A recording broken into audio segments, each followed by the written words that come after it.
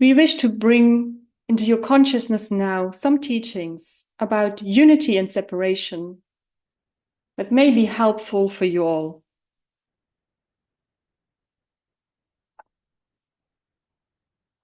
When you think about it, many of you light workers, and even if you don't call yourself a light worker, many of you humans sometimes have the feeling that, I'm just a puppet in this life. Fate, the higher self, God, other beings decide what is going to happen to me. And I have a very limited range of freedom and ability to decision making. This is not true. And we wish you to know that. We wish you to understand that you in this incarnation is an extension of a much greater being. This being is connected to a consciousness, which is your higher self. The higher self orchestrates the fractals that are already incarnated or being attached to new consciousness in other dimensions, other universes, other times, but still all being in existence.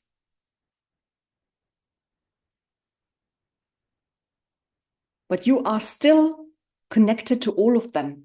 You're still experiencing this all at the same moment, at the same time.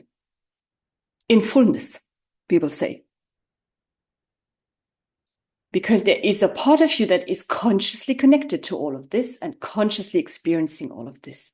So you could say that you are your higher self. At the same time, you are an expression that is separate from the higher self.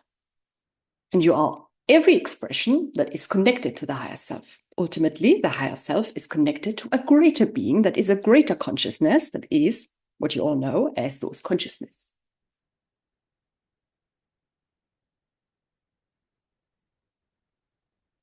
But you are still connected to source consciousness at all times, which means that you are, in effect, every other being that is conscious. And now we will say this about separation and unity,